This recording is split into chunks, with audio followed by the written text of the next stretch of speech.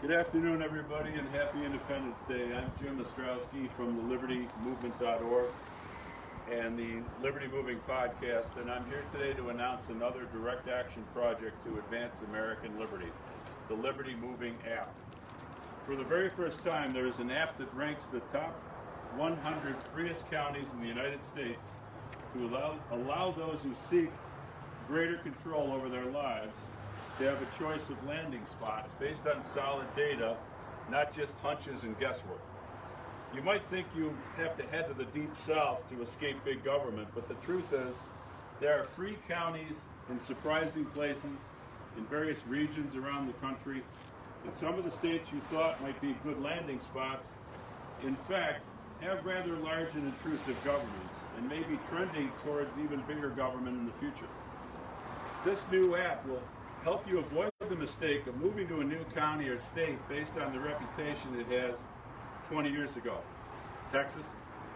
When I traveled from the least free state, New York, to travel to the freest county in America to make this announcement, I did not go south, but northeast to the state of New Hampshire.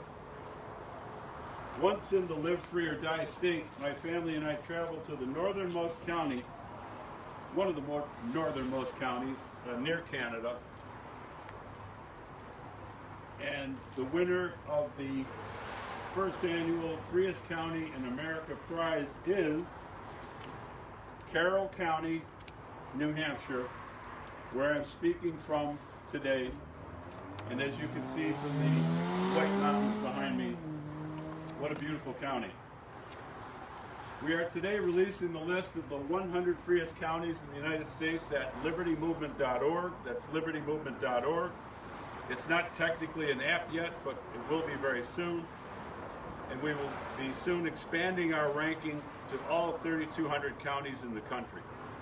The present list includes counties from 6 states as follows, including New Hampshire's 10 states, which are in the top 11. So New Hampshire definitely wins this prize statewide.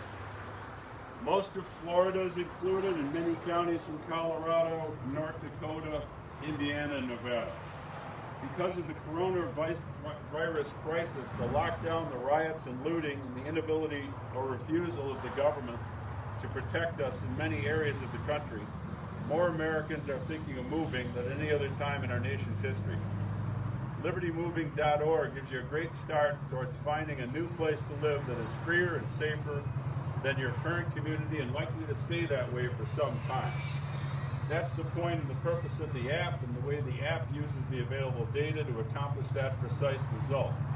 There is no other product like it available in the market today, and it's completely free of charge. We will be continually fine-tuning the app and expanding the list and providing ever more relevant data as time goes on. Let me back up a bit and try to put this project into some historical context and tell you a little bit about myself and why I'm doing this. For most of recorded human history, about 5,500 years, human beings have lacked individual liberty, the right to do what you wish with what you own, and have been at the mercy of violent gangs of thugs. At first, these gangs were roving bands who would strike, pillage, and move on. But around 3000 BC, one of the thugs had the bright idea that the gang could make more money and have an easier racket if they just stayed in one place and established a protection racket.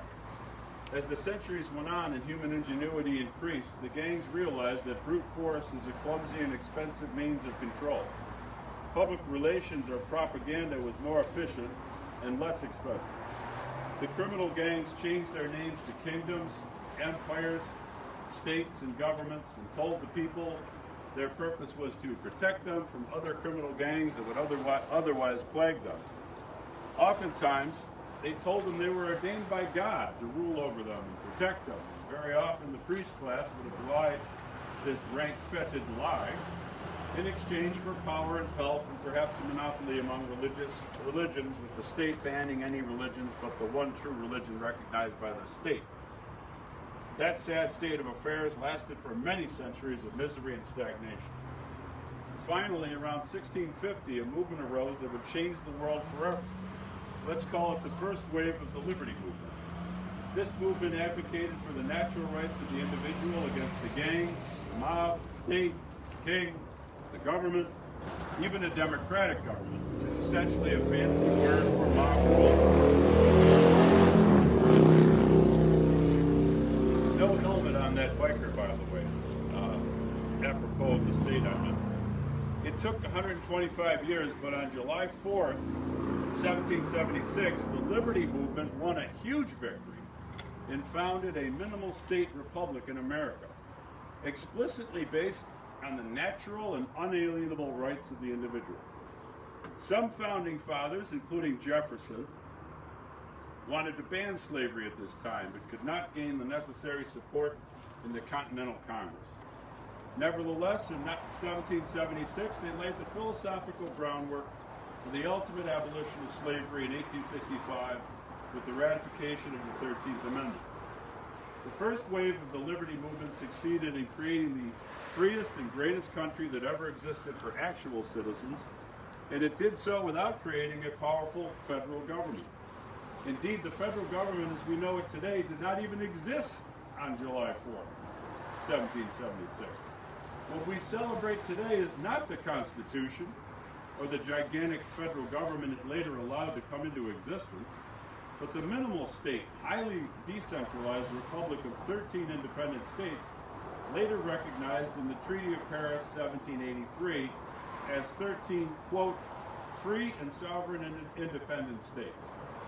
There was, however, opposition to the highly decentralized minimal government of 1776, and that opposition was able to convince the country, very narrowly and with sharp tactics and propaganda, that we needed a much stronger and more centralized government.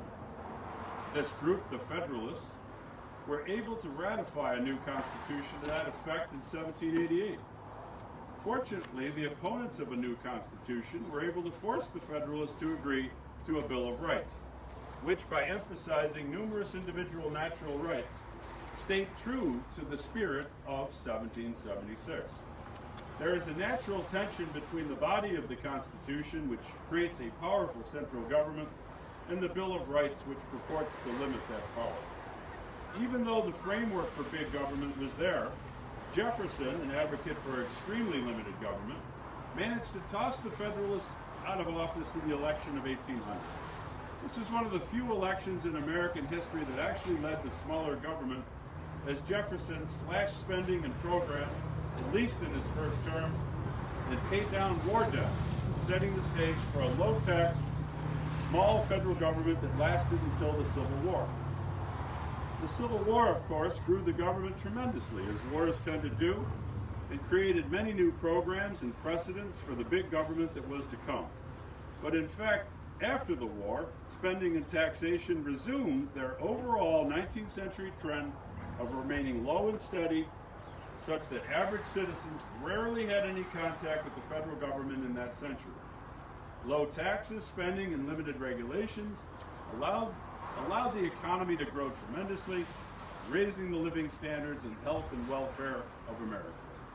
Approaching the turn of the century, the nation was at peace, had no empire, the economy was booming, total government spending was about 10% of national income, and there were few federal bureaucracies dictating the details of the lives of the people.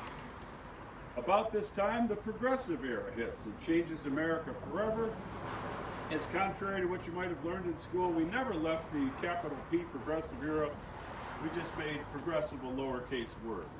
The concept of progressivism, the use of government force to solve all social problems, has never left us and has dominated American life for the last 100 years and explicitly overruled the Jeffersonian limited government, natural rights philosophy of the founding we celebrate today. The progressive era changed the nation in many ways, ushered in the income tax, the war on drugs, Federal Reserve, World War I, which led to vast federal control over the economy and caused an immense and permanent increase in the size and scope of the federal government. Gone forever were the days of Jeffersonian limited government that lasted 100 years. Since around 1914, we have suffered under permanent, growing, and enormous government that has, through each era, survived many efforts to reverse the trend through conventional politics, such as the conservative and libertarian movements. The libertarian movement, the second wave of which started in 1968 and peaked with the second Ron Paul campaign in 2012. I wrote Progressivism a Primer and conceived of the idea of a direct action organization and website at that time to keep the momentum going. However, I was unable to get these projects moving right away, and nobody else in the movement stepped forward to provide leadership.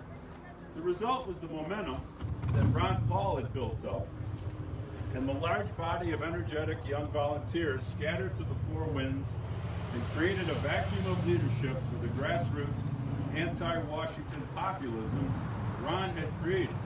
And this vacuum was filled by the extreme left and the extreme right, whose conflict peaked at Charlottesville, Virginia in 2017. Almost said Chancellorsville. Now let's catch up very quickly on the Trump years and the crazy last few months. Trump did not cut spending, but did succeed in cutting some regulations, and the economy did improve to some extent. When the virus hit, the states, using powers and justifications based on the progressive belief that government force can solve all problems, locked down the economy, violated your civil liberties in a manner unprecedented in American history, and so far no judges and no constitution has been able to stop them. Blue state governors have been particularly ruthless in grabbing power during the emergency, but many red state governors have also abused their powers. Overall, though, red states allowed more freedom than blue states did, which should be a factor to consider if you are thinking of moving to a different state. Trump won all 7 states that did not issue a general lockdown order in the spring. Then came the killing of George Floyd and the widespread belief that the officers used excess force and were at least guilty of criminally negligent homicide. This led to mass protests which turned into riots, looting, and disorder in cities all over the country. In the majority of the riots, the police provided virtually no protection to citizens and property owners. For some time, the left has wanted to take away your guns. Now, after massive rioting, they want to abolish the police. If you live in any of the affected areas, you probably have already considered moving to a different area or state. This list of the freest counties will give you a head start in doing so, as these places in general have less oppressive governments, less crime, and a greater respect for the right to bear arms. My overall advice to Americans who live in states and counties with large oppressive government is vote with your feet for a freer life. Vote with your feet for a freer life. When the conditions are right for your own particular circumstances, move from unfree states to freer states and move to the freest counties within those states. Again, this initial list of the 100 freest counties will give you a head start in the process. In the coming months, we will be releasing a complete ranking of each county in the United States so you can compare your own county with higher ranking counties.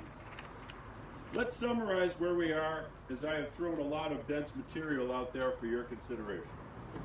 For most of recorded history, humanity lived in a state of barbarism, where brute force ruled daily life. As time went on, the brutes got better at organization, strategy, and proposed and created or took over centers of power called kingdoms, states, and later governments. These gangs murdered, raped, and pillaged freely throughout most of history until about 1650, when a movement we are calling the first wave of the Liberty Movement began to tame the beast that Nietzsche called the cold monster, the state, with concepts of natural individual rights, the sovereignty of the people, limited, small r, republicanism, meaning government limited to powers delegated by the people. This movement was remarkably successful and basically created or allowed to flourish most of what is good about the modern world: individual rights, individual liberty, markets, technology, science, and progress. Alas, there was the inevitable counter-revolution of the brutes, the thugs, the people who, for a variety of demented reasons, want to bring back the bad old days where humanity was ruled by strangers in distant capitals, using brute force to control their lives and disposing of their life, liberty, and property as they see fit. The American Revolution we celebrate today was overthrown by the irrational ideology of progressivism, and its enemies are now in charge. It is time to face the harsh realities. What can you do about it? In my career in politics and law, which spans 50 years, I have seen it all and done most of it. And I'm here to tell you, nobody is coming to your rescue. Nobody is coming to save you. Will electoral politics, lobbying public officials, or lawsuits save you? Again, 50 years of experience beating my head against the wall in all these areas of activism tell me no. All these things that we are repeatedly told to do to improve the community are rigged against the people like you and me by the very same brutes who now control your life. Politics is a rich man's sport, and if you are a billionaire, maybe you can get a bill passed now and again. Otherwise, forget about it. Voting is like trying to stop a hurricane with your breath. The odds of you changing the results of a single election in your lifetime are 50,000 to 1. And even if you did change one election, the odds of that one change making a major improvement in your life are 1,000,000 to 1. Go to court and get them to enforce the Constitution. Sure, the people you are suing appointed the judges who will hear your case. Fat chance.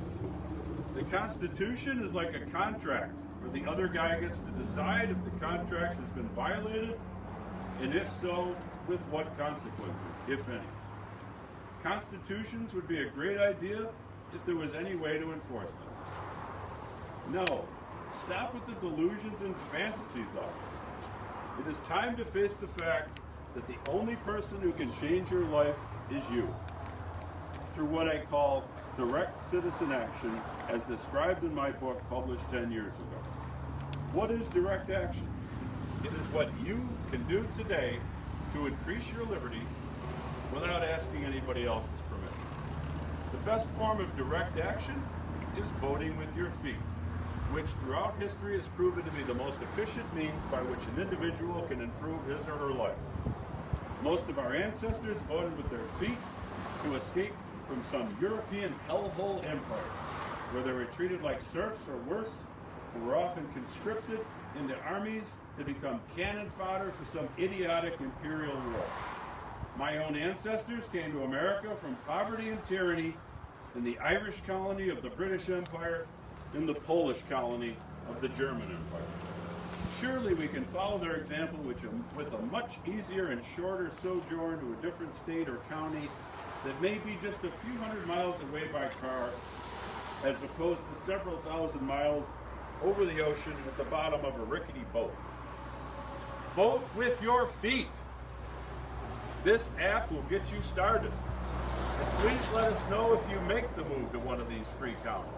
We will then let the media, the elected officials, and the citizens in your former county know that they lost yet another peaceful, productive citizen because of their kleptocratic policy. To provide additional motivation to move, you may wish to check the difference in the cost of living between your present and future homes. I used one such calculator to check the difference between living in Buffalo and another state, and found it was an incredible $24,000 for a family of 4. The Liberty Moving app is just one of many direct action projects at libertymovement.org we will be rolling out in the near future. My book, Direct Citizen Action, lists many forms of direct action, but what needs to be done now is to create a holistic direct action plan that synergistically encompasses every aspect of how direct action can improve you and your family's lives, in sharp contrast to the indirect and largely ineffective conventional methods of political change, such as elections, lobbying, and lawsuits. Stay tuned for news of the progress in that important project. I want to thank Jason Sorens and William Ruger, who produced the study, Freedom in the 50 States, that we rely on heavily in our rankings.